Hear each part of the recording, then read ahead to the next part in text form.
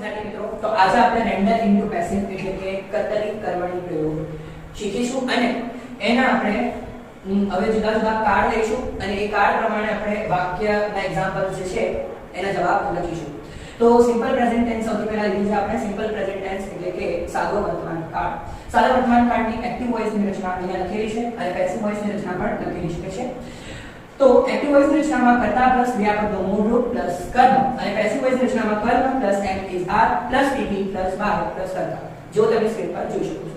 તો અહીંયા active voice અને પેસિવ વોઇસની રચના તમને આપેલી છે અને સૌથી પહેલા આપણે એક એક્ઝામ્પલ લીધું છે અહીંયા રોય લાઇક્સ વર્લ્ડ ક્રિએશન. સો અહીંયા એક વસ્તુ તમે નોટિસ કરો કે આ એક વર્ગ છે, લાઇક એટલે ગમવું.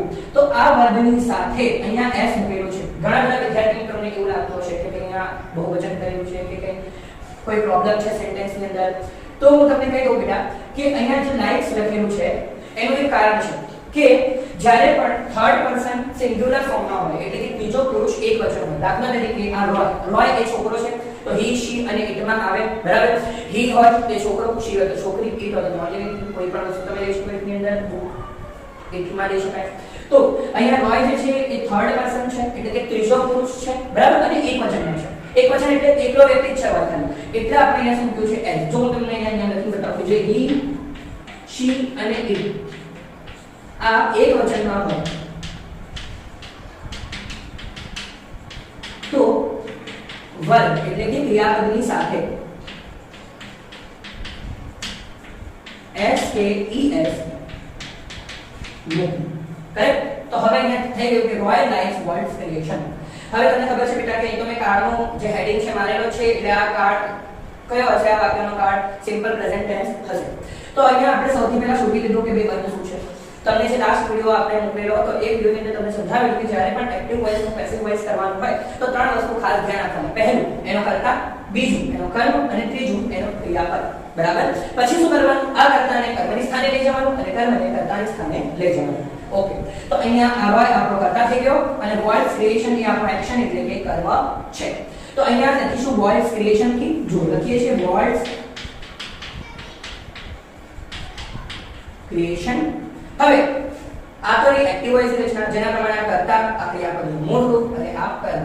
હવે પેસિવ વોઇસની રચનામાં સૌથી પહેલા કર્મ, તો આપણે લખી દીધું વર્લ્ડ ક્રિએશન.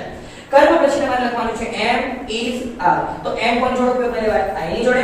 ઇઝ કોણ જોડે ઉપયોગમાં લેવાય? તો હી શી ઇટ, પછી ધીસ છે, ધેટ છે, એ બધી વસ્તુ જોડે ઇઝ નો ઉપયોગમાં લેવાય છે.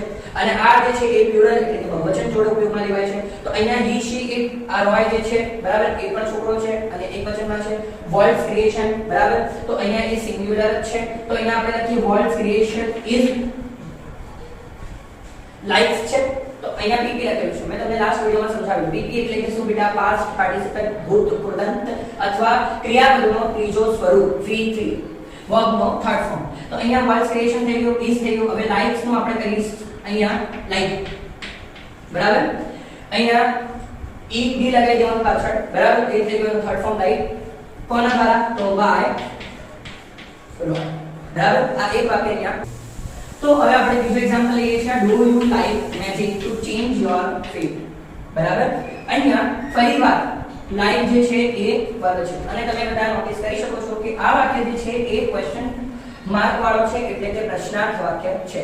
પ્રશ્નાર્થ વાક્યમાં ઘણા બધા વિદ્યાર્થીઓ જે છે એને મુશ્કેલી પડે છે, એટલા માટે આપણે અહીંયા પહેલા બીજો એક્ઝામ્પલ પ્રશ્નાર્થ વાક્ય લીધો છે. હવે ધ્યાનથી જુઓ.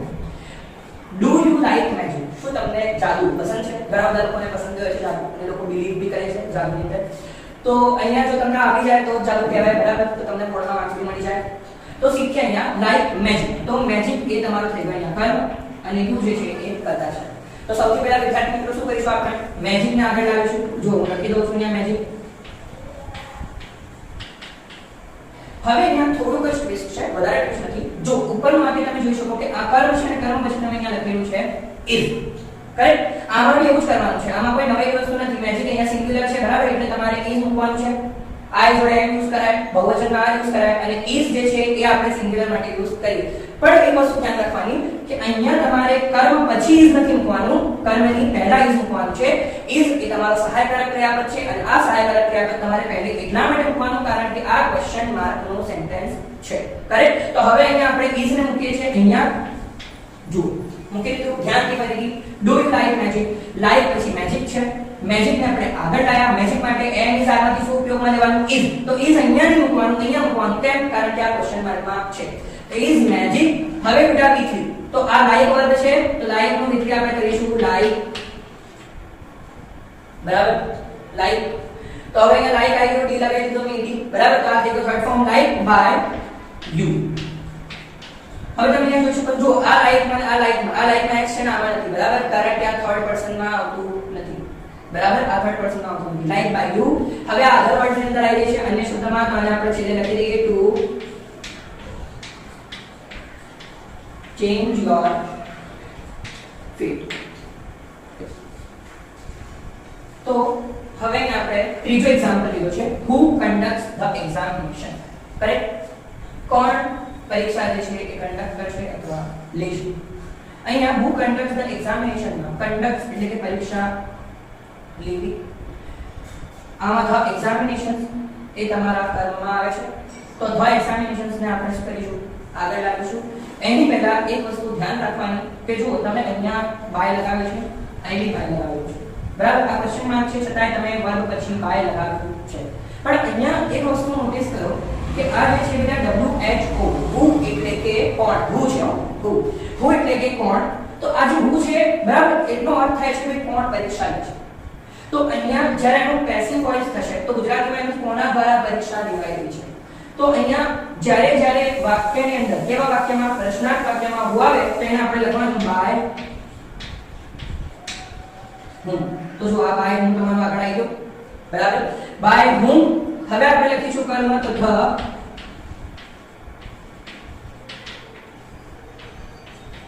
examination.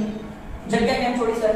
એના માટે છોડી દીધા કે તમને પહેલા સેન્ટેન્સમાં શીખવાડ્યું કે હવે આનો જે સહાયક ક્રિયા the examination is આવશે, બરાબર, એક ક્વેશ્ચન પ્રમાણે. પણ એક્ઝામિનેશન ઇઝ અહીંયા નહીં મૂકવાનું, અહીંયા મૂકવાનું. કેમ અહીંયા મૂકવાનું? કારણ કે આ પ્રશ્નાર્થ વાક્ય છે. તો ધ એક્ઝામિનેશન નો ઇઝ આપણે મૂકીએ તો અહીંયા જો by whom is the examination. હવે વધુ શું બેટા? જો બાય ને કરતા તમારા who છે એટલે બાય આગળ જ આવી ગયું, કરેક્ટ. વાક્યમાં ઇઝ મૂકવાનું તો મૂકી દીધું, તમારું કર્મ મુકાઈ દેવાનું છે અહીંયા.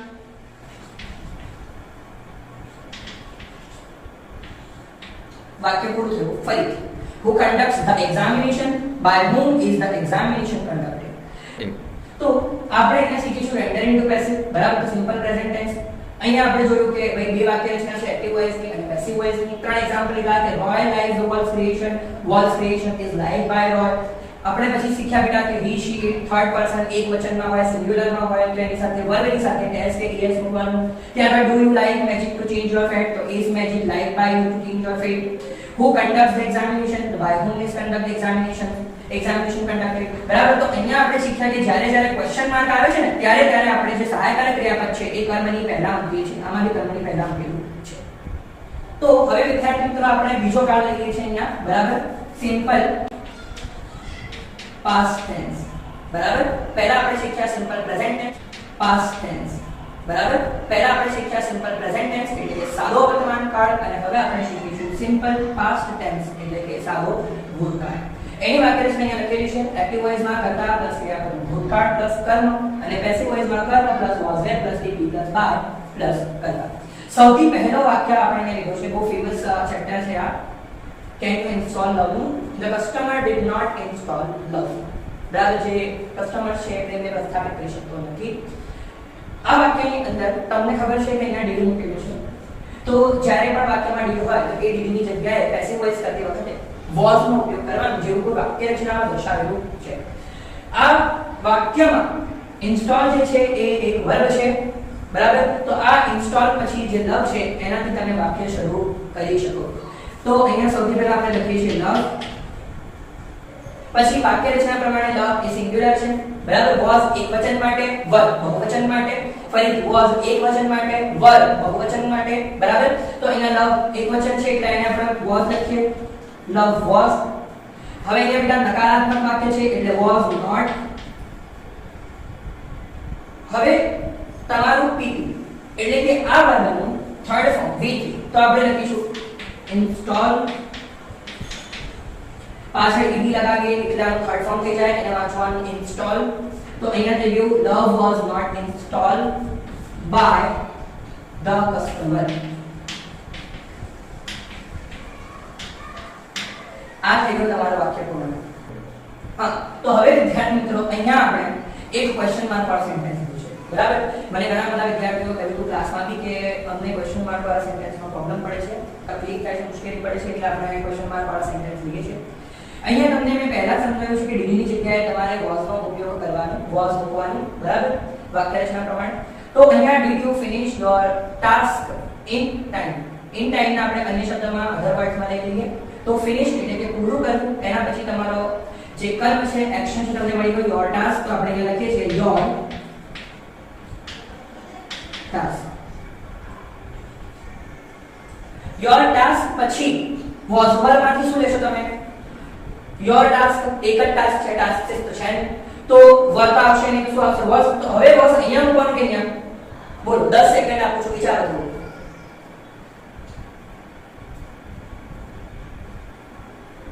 જો તમે વિચાર્યું હશે વિદ્યાર્થી મિત્રો તો તમને ખબર પડી હશે કે મેં આના પહેલા જ્યારે સાદો વર્તમાન કાળ શીખવાડ્યો ત્યારે મેં તમને કીધું હતું, બરાબર ને? હવે પણ કહું છું કે જ્યારે પણ ક્વેશ્ચન માર્ક આવે, જ્યારે પ્રશ્નાર્થ ચિહ્ન આવે તો સહાયકારક ક્રિયાપદ was અથવા કોઈ પણ એમએસઆર પણ હોય તો એ કર્મ પછી નહીં, ત્યાં મૂકવાનું કર્મની પહેલા. તો આની માટે જે was યુઝ કરવામાં આવશે આપણે મૂકીશું પહેલા. તો was your task.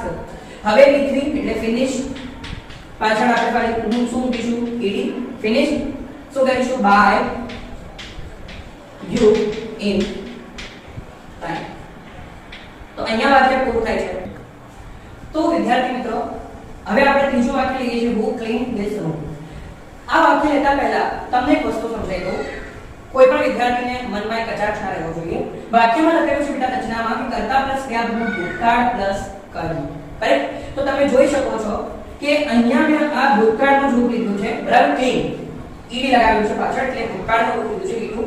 પણ તમે જોઈ શકો અહીંયા ફિનિશ લખેલું છે અને અહીંયા ઇન્સ્ટોલ જ લખેલું છે. તો આવું કેમ? તો એ પણ એક નિયમ અંતર્ગત એવું છે કારણ કે જ્યારે જ્યારે વાક્યમાં તમે ડીડ નો ઉપયોગ કરો તો એના પછી તમારે ક્રિયાપદનું મૂળ રૂપ લખવું પડે છે.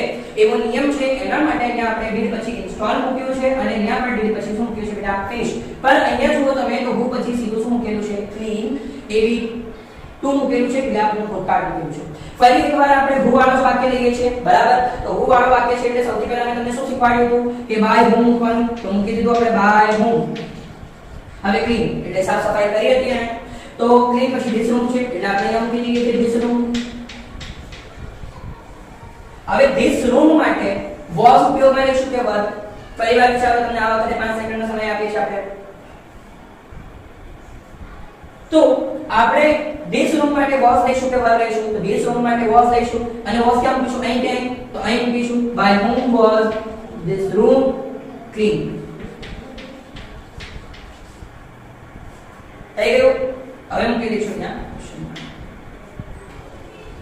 તો હવે વિદ્યાર્થી મિત્રો આપણે સાદા વર્તમાન કાળ અને સાદા ભૂતકાળ પછી મોડલ ઓક્સિલરી લઈએ છીએ. મોડલ ઓક્સિલરી એટલે સહાયકારક ક્રિયાપદ જે વાક્ય will shall can છે, will shall can છે, should પણ હોઈ શકે, must પણ હોઈ શકે. બરાબર? અહીંયા મોડલ ઓક્સિલરીની વાક્ય રચના પ્રમાણે કર્તા પ્લસ will shall can.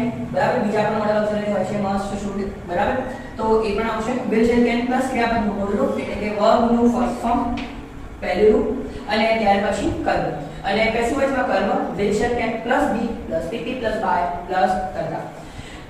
આ વાક્યની અંદર સૌથી પહેલા જ આપણે ક્વેશ્ચન માર્ક વાળો સેન્ટેન્સ એટલે પ્રશ્નાર્થ વાક્ય લીધું છે. કે આપણે લખેલું છે કે એની કાઉન્ટ ધ સ્ટાર. તમને ખબર છે કે કાઉન્ટ એટલે કે ગણવું, તો એના પછી ધ સ્ટાર છે એનાથી તમે વાક્ય જે છે એ શરૂ કરી શકો પેસિવ વોઇસમાં. સૌથી પહેલા આપણે લખી દઈએ ધ સ્ટાર. એકવાર ફરીથી વાક્ય રચના જોઈ લો. બરાબર? કર્મ plus will shall can plus be plus pp plus by plus કર્તા. હવે અહીંયા કર્મ પછી can છે તો સાદા વર્તમાન કાળમાં સાદા ભૂતકાળમાં બંનેમાં તમને શીખવાડ્યું કે જે આ સહાયકારક ક્રિયાપદ છે પ્રશ્નાર્થ વાક્યમાં કર્મની પહેલા મૂકવાનું, પ્રશ્નાર્થ વાક્યમાં કર્મની પહેલા મૂકવાનું. બરાબર? તો અહીંયા સ્ટાર એક સહાયકારક ક્રિયાપદ can છે તો એ can ને જ આપણે શું કરીએ છીએ? આગળ મૂકી દઈએ છીએ can the star. પછી can the star બાદ તમારે આ જે b તમારો વર્ગ છે b1 એને v3 માં ફેરવવાનું છે એટલે અહીંયા કાઉન્ટ છે આપણે મૂકી દઈશું ed. પછી મૂકીશું by અને આ વાક્યને અહીંયા મૂકી દઈશું કર્તાને એની શું કોઈના દ્વારા તારાઓ વહી શકાય છે? તો અહીંયા can anyone count the star with the star can આગળ counted. વિદ્યાર્થી મિત્રો હવે આપણે બીજો સેન્ટેન્સ લઈએ છીએ પણ જુઓ આપણે ઉપરવાળા સેન્ટેન્સ ની અંદર બે મૂકવાનું ભૂલી ગયા છે એટલે આપણે અહીંયા બે મૂકી દઈએ the star b. હા આપણે વાક્ય રચના પ્રમાણે વર્બ ના થર્ડ ફોર્મ પહેલા b મૂકવાનું છે આપણે ભૂલી ગયા હતા એવી ભૂલ તમે ના કરતા. હવે અહીંયા જુઓ પહેલા ફરીથી આપણે who વાળો સેન્ટેન્સ લીધો છે એક બરાબર. તો ત્રણ વાર મેં તમને શીખવાડ્યું છે સાદા વર્તમાન કાળમાં બરાબર સાદા ભૂતકાળમાં. તો હવે તમને આપણે 20 સેકન્ડ આપી છે અહીંયા તમે અહીંયા નોટ પેન લઈને આ વાક્યનું પેસિવ વોઇસ કરો અને પછી ચેક કરો કે તમારો અને મારો જવાબ ચેન્જ થાય છે કે નહીં. ચલો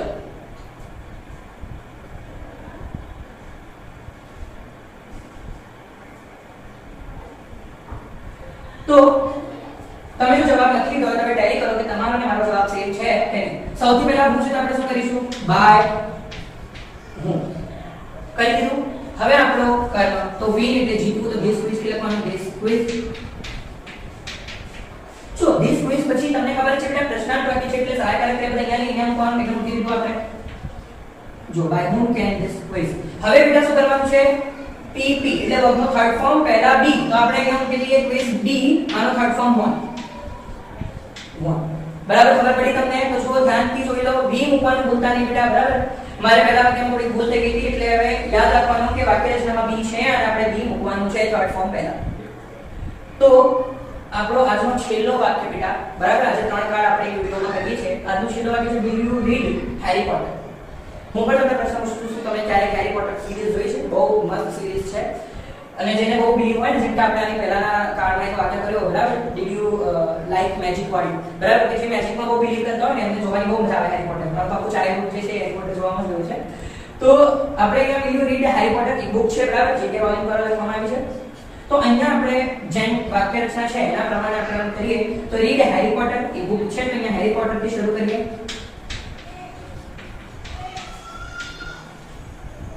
તો હેરી પોટર પછી છે will મૂકવાનું છે તો આપણે પહેલા મૂકીશું કારણ કે ક્વેશ્ચન માર્ક છે will હેરી પોટર. હવે એક વસ્તુ અહીંયા કે તમે will અને હેરી પોટર મૂકી દીધું ત્યારબાદ તમારે શું કરવાનું છે તો ત્યારબાદ તમારે pp અને એની પહેલા b મૂકવાનું છે એટલે આપણે અહીંયા મૂકી દઈએ b. હવે જ્યારે તમે રીડ નું થર્ડ ફોર્મ લખો છો તો સ્પેલિંગ તો જો r e a d છે પણ એને વાંચવાનું શું રેડ વાંચવાનું શું એને રેડ. તો will Harry Potter be read by you. તમે જ્યારે રીડ લખો તો એ સ્પેલિંગ સેમ છે પણ એને થર્ડ ફોર્મ માટે શું વાંચવાનું રેડ વાંચવાનું બરાબર. તો રીડ નું અહીંયા રેડ થયું છે. હવે ધ્યાનથી જુઓ આપણે જે મોડલ ઓબ્ઝર્વેશન શરૂ કરીએ એમાં can anyone count the star can be counted by anyone. અહીંયા can આગળ મૂક્યું છે કારણ કે પ્રશ્નાર્થ વાક્ય છે. who can win this quiz તો અહીંયા આપણે શું કર્યું છે this quiz who છે એટલે by whom તો by whom can this quiz be won. અને will you read Harry Potter તો will Harry Potter be read by you. Video સાથે બહુ ઉતાવળમાં બની હતી અને બહુ ઉતાવળમાં અપલોડ થઈ ગઈ છે. પછી જોયા પછી ખબર પડી કે એમાં એક ભૂલ હતી બરાબર. આજે વાક્ય શાયદ સો હિમ રીડિંગ હતું કોઈ વિદ્યાર્થી જો હોશિયાર હશે એને વાંચ્યું હશે તેને ખબર પડી હશે ભૂલ છે પણ હું શિક્ષક છું અને કોઈનું ખોટું ના થાય બરાબર. આપણે એવી વસ્તુ અહીંયા કરીએ જો કે આ વાક્ય તમારા સિલેબસમાં નથી. આ વાક્ય છે પ્રેઝન્ટ પાર્ટિસિપલ નું બરાબર એટલે કે વર્તમાન કૃદંત વાક્ય છે. પ્રેઝન્ટ પાર્ટિસિપલ નું વાક્ય છે વર્તમાન કૃદંત નું.